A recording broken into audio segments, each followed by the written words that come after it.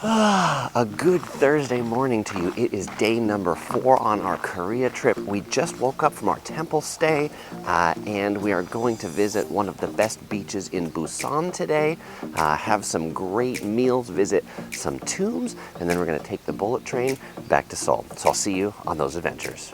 It's now 6:05 in the morning. We just finished our meditation program. We were seated out here in the front of the temple. We did some breathing exercises, and we're looking out on the nature. For breakfast, we're back in the same spot that we had dinner last night, though we're told that breakfast is a buffet. Okay, so as we entered into the breakfast hall, they lined us up and we went down and picked up our vegetarian food off the buffet. Hot rice, kimchi, broccoli, bean sprouts. We've got like a fruit salad here, and then this. It looks like pork, but it's not pork, with some homemade sauce. There looks to be a hot bean sprout soup right here. And then our morning tea, not like the British, it's not in a fancy cup that you can put your finger on the side. It's in one of these metal dishes. And we've just finished our temple stay, and we are now ready to explore the rest of Busan. I'll see you at the beach. Okay, it's our second day in Busan, and our first stop today is at Haeundae Beach. This is the biggest beach in Busan. It is a 1.5 kilometer long sandy beach. There's a lot of school kids here today too, so if you hear some noise in the background, it's this school group that's here. But what's here today, they're having a sandcastle competition, and the one I'm standing in front of is iconic for Yellow Productions because it's the Beatles' Yellow Submarine sandcastle. The beach boardwalk in Haeundae is great for strolling around, but apparently the sandcastle contest, it happens every year. You know how I know? Look, this sign told me. But actually, this is kind of a neat sandcastle here. Come closer, let me show you this one. This is one, it's like a Korean temple they made out of sand. I'm really impressed by these sandcastles. This sandcastle looks like it's got Psy on it, and this one's a very intricate design. And then this one that looks like some sort of futuristic science fiction building. And it is a futuristic building. Here it is from the front.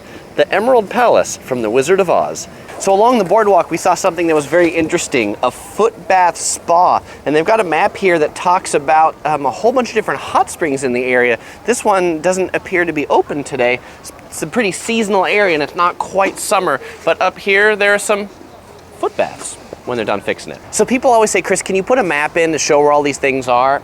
And they put a map in, look at that. So we were here in the Beomeosa Temple, and we took a bus to come down here to Haeundae Beach. We are here. It's also home for a big conference center. And then the place we were the other day, come closer, the Gamcheon Culture Village is right over here.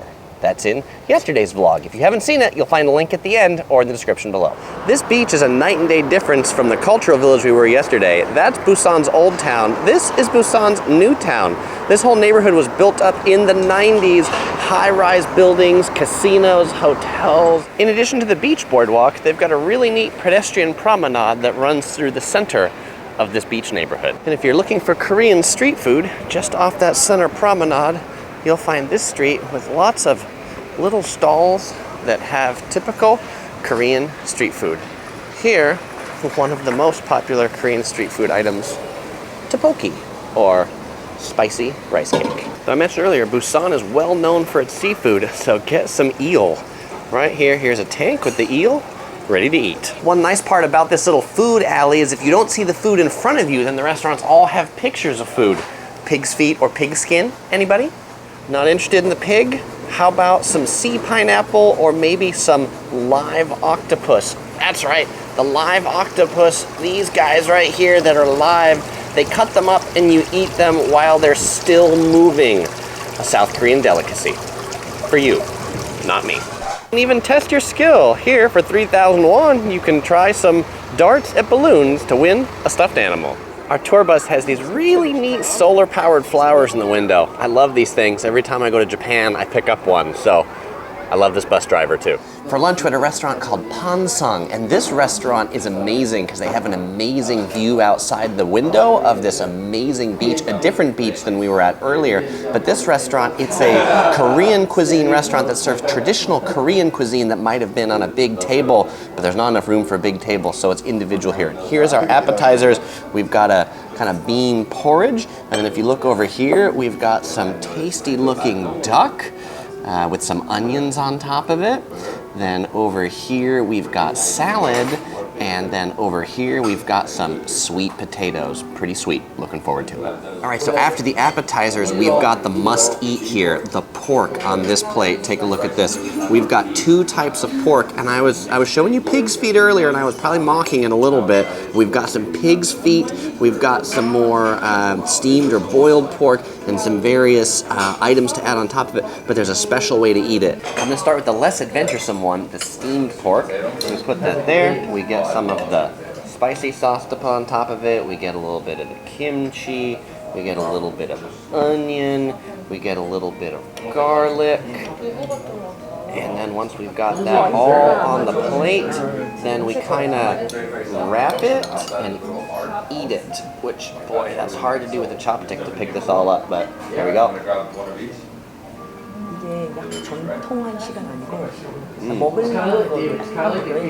It's like a flavor explosion in the mouth with all the different flavors.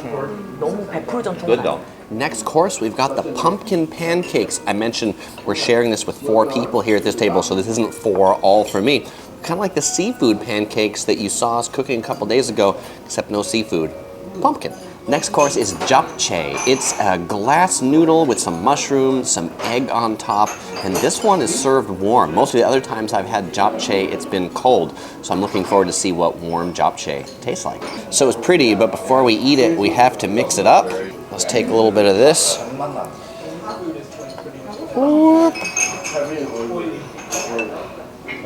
And let's give this japchae a try.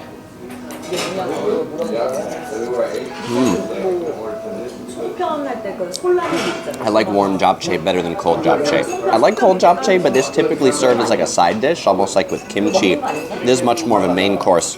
Just much more like good food when it's hot instead of a side. Next up is the shrimp course. This is very colorful, and this shrimp has 3 different toppings on it. 4 if you look at colors. It's got broccoli, egg yolk, carrot, and egg white on top of the shrimp. And it's kind of been sliced open, so you can sort of spoon it out. Wow, I almost hate to eat it. It looks so pretty, but I think I'm gonna do it anyway. Okay, there we go. We got the shrimp on the spoon with the toppings.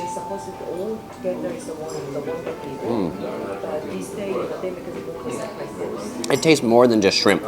All those toppings just give it a really almost unlike shrimp taste. It almost has a like a tropical feel to it, like a pina colada shrimp. Though I don't think there was any coconut. Quite tasty. Here it's like an attack of food. I just finished that shrimp, and what comes? Bulgogi, very popular Korean barbecue dish. This is the bulgogi pyramid. To accompany this course, they brought us a black raspberry wine. This type of wine has been really popular since the 19th century with Korean noble men, because this wine was believed to improve male function. As a family-friendly channel, I'm just going to leave it at that. Now, when they serve it to us in these really tiny little cups, and it has a really nice purple color to it. You take a look at that, and so let's give this a try. It has a very nice fruity flavor. You can taste that raspberry. I don't usually love wine because I often find it to be sour and have this bitter aftertaste, but this just has a nice refreshing taste. And I appreciate just the little cup it comes in, because this is a perfect amount to just sip and enjoy. So speaking of the dish that accompanied it, you saw me earlier pointing these out in the fish tank back at the first beach, but this is eel that's been fried. And apparently this is also good for men too. From a Korean cultural perspective, particularly in the 19th century, things were pretty much for men. I mentioned this is like a food attack. The next dish is tempura. Shrimp, vegetables. Not much more to say about this one.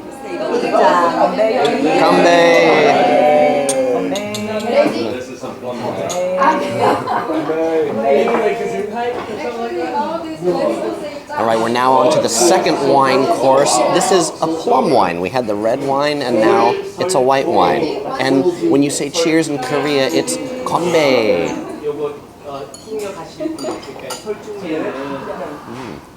You can definitely taste the plum. This also has a nice, sweet, fruity flavor, which is probably dangerous for staying sober, but it's another one where it's good. It's a small glass.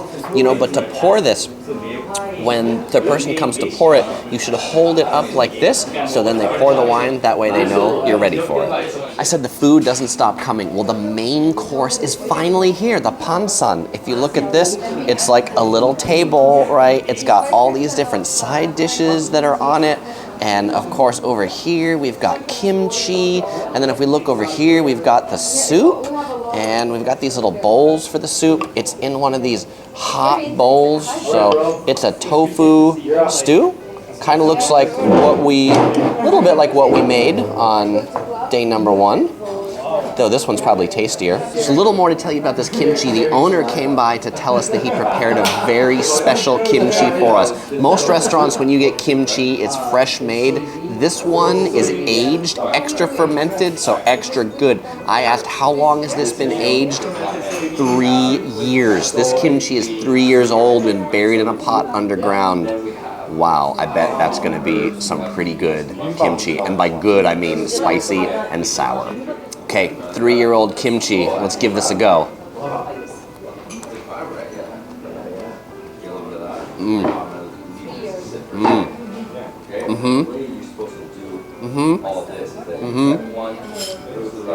Wow. You know, sometimes I make fun of YouTubers that make these faces when they eat things because I'm like, that face can't be real. But that face was real. This is literally kind of the spiciest and sourest combined kimchi I've ever had. But it's quite good. It is quite good. You know what? The first time I had kimchi, more than 10 years ago, I said I would never say I would like kimchi. And I just said that kimchi is good. The dessert course is here, and it's pineapple.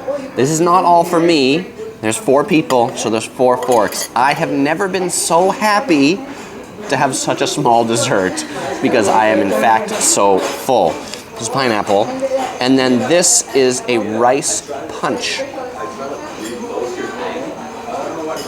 which kind of has a sweet taste to it, and there is that hint of rice in there. Pineapple. It's pretty sweet pineapple, good to cleanse the palate. If you come to Busan, I think you definitely should come to this restaurant. I would say this is my favorite Korean restaurant I've had anywhere. You can get all this food, 2 people, you have to come with 2 people, but if you come with 2 people, you can get this as a set meal for like $50 a person, which I think is a pretty good price. In Seoul, this would be a lot more, but if you're in Busan, then it's a pretty good deal. So check this place out if you want to try a lot of Korean dishes all at one place, but bring an empty stomach with you. You're gonna need it. So after lunch, we visited Jagalchi. This is Korea's largest fish market. It's multiple stories in this building. It's kind of like Korea's equivalent to Tsukiji. And here, if you want to eat the fish, you know, as a tourist, many places you don't do much with this kind of fish, right? Because you're going to bring this back to your hotel room. Well, up on the 2nd floor, they've actually got vendors you can take this fish to, and they'll cook it up for you so you can eat it right here. Our final stop today, it's about an hour's drive outside of Busan. It's in Gyeongju, which is a UNESCO World Heritage Site, and we are here. This area has 150 tombs where various kings and royal family were buried. 2 of the tombs are open to the public, but the one that we're in today, it's the Chunma tomb, which had a king likely from the year 500 to 600. And what's amazing about this is through all the wars and the occupations of Korea, when they opened this up in the 70s, they found a whole bunch of artifacts and gold that's been untouched throughout the years.